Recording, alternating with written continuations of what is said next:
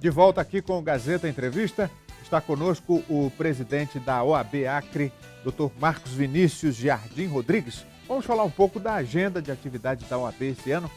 O ano está terminando, presidente, e realmente foi um ano muito movimentado para a classe dos advogados. A OAB teve aí movimentando uma agenda muito positiva. Que avaliação o senhor faz desse ano? Boa noite, Rogério. Boa noite a todos. Avaliação muito positiva, né? Nós decidimos nesse segundo ano de mandato, metade do mandato, reunir a classe.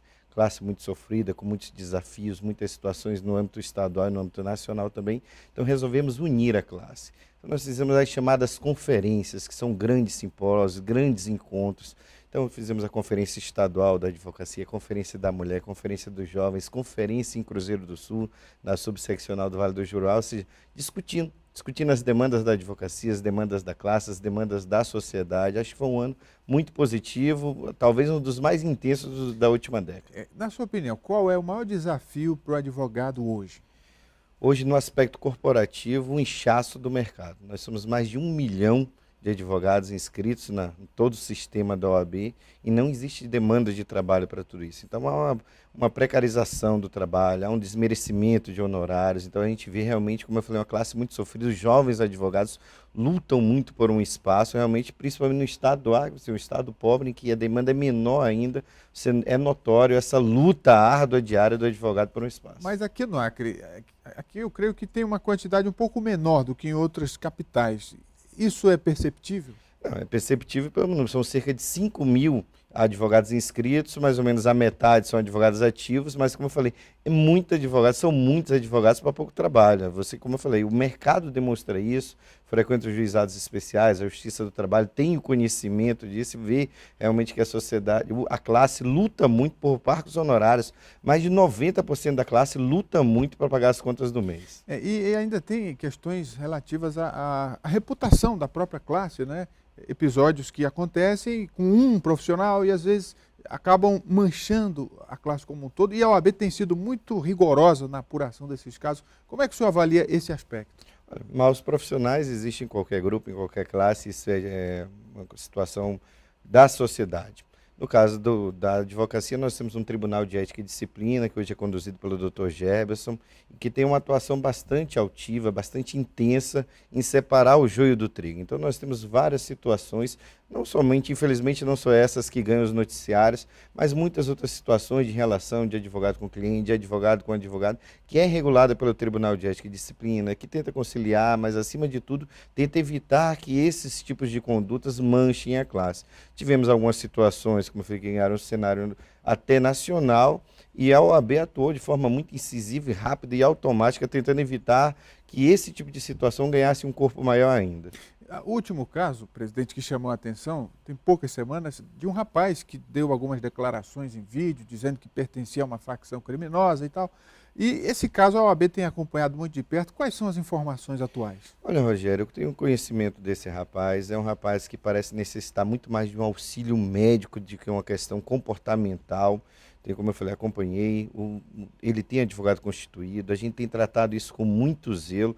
De toda forma, ele tomou algumas condutas que são consideradas graves, inclusive fez questão de publicizar, ele mesmo gravou vídeos, portando arma, dando tiro, falando situações que são incompatíveis com a classe.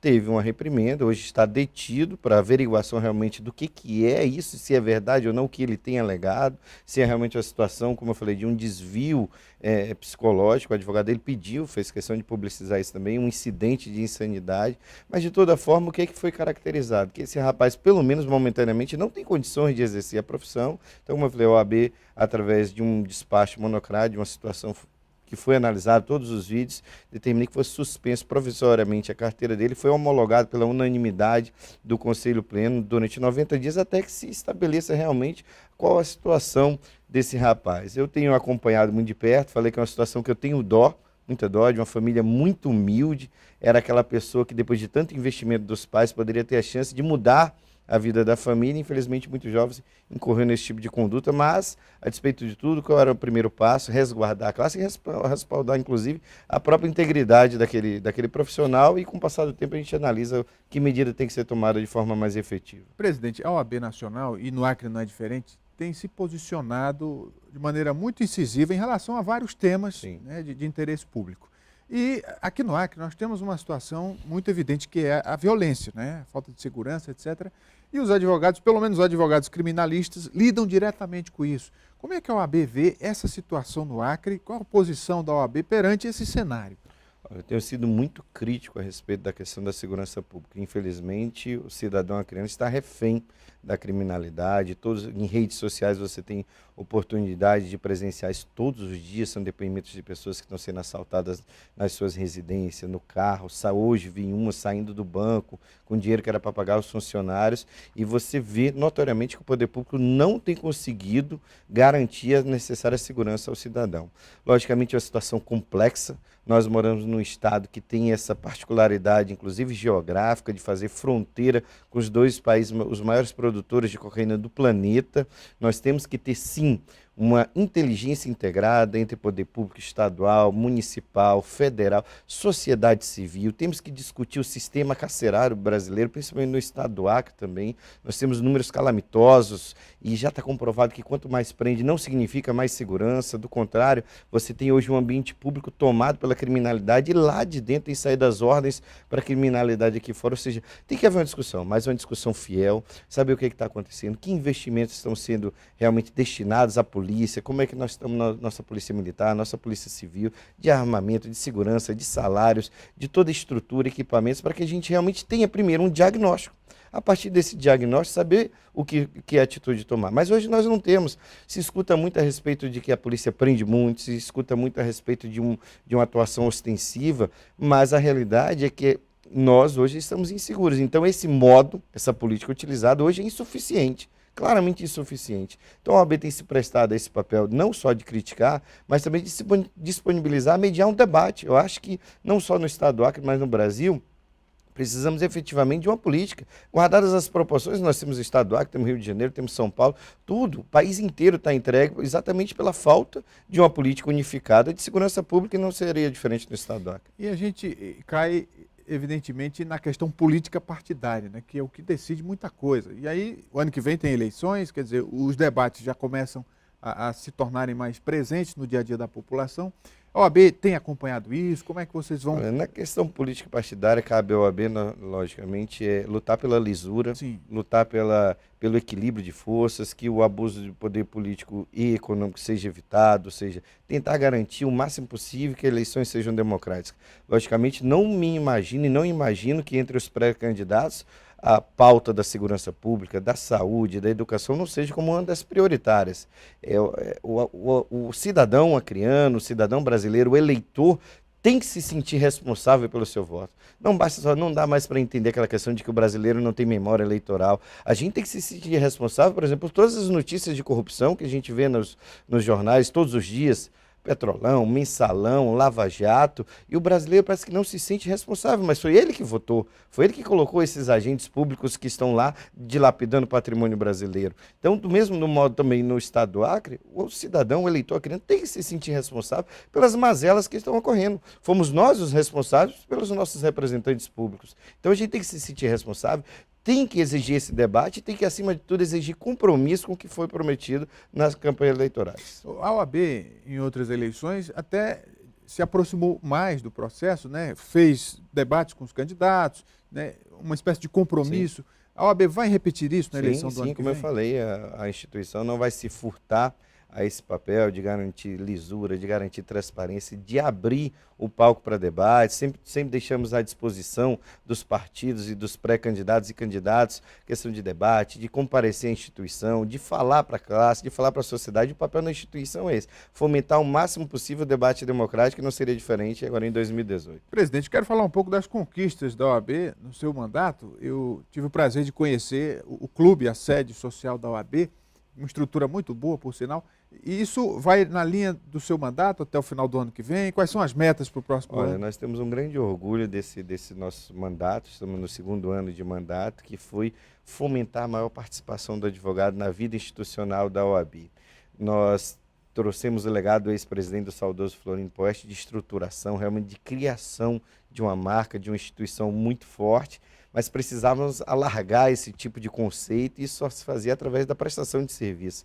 A gente fomentou muito, estimulou demais, convidamos todos os advogados a participar da instituição através das comissões de assessoramento, fazendo com que o advogado se sentisse dono realmente daquela marca OAB, daquele grande instrumento de democracia que é a instituição, e acho que nós logramos êxito nisso. Então a gente tem hoje centenas e centenas de advogados que trabalham de forma voluntariada nas comissões do direito do consumidor, do idoso, do jovem, da mulher, do direito do trabalho, e essas comissões têm realmente realizado um trabalho fantástico. A questão do clube é um grande sonho da família da advocacia acreana, a gente já tem esse clube, foi adquirido esse terreno ainda no mandato do presidente Florindo Poeste, e agora na Caixa de Assistência, sob a batuta do Dr. Rodrigo Ayashi, eu tenho certeza que no início do ano a gente vamos inaugurar um espaço digno para a família da advocacia acreana e dentre várias outras conquistas. A Caixa de Assistência, como eu falei, tem uma carta de serviços interessantíssima para todos os advogados, centenas de convênios também que a gente consegue oferecer produtos e serviços a preços subsidiados para o advogado e várias outras comissões. Todos os advogados hoje, seja homem, mulher, jovem ou advogado da terceira idade, o deficiente, todos aqueles advogados têm um serviço prestado pela instituição. Nós temos salas de apoio em todos os fóruns, fórum civil, justiça criminal também, vamos ter no ano que vem nos juizados especiais, temos em Cruzeiro do Sul chamadas salas de apoio, com computador, internet, tudo disponível para o advogado utilizar sem custo nenhum, ou seja, é um curto espaço de tempo para falar de tantas conquistas, mas o retorno que eu tenho da classe é muito positivo. Uma questão que é sempre tema para debate é o exame da ordem, principalmente por quem está nas faculdades e tal, questiona isso.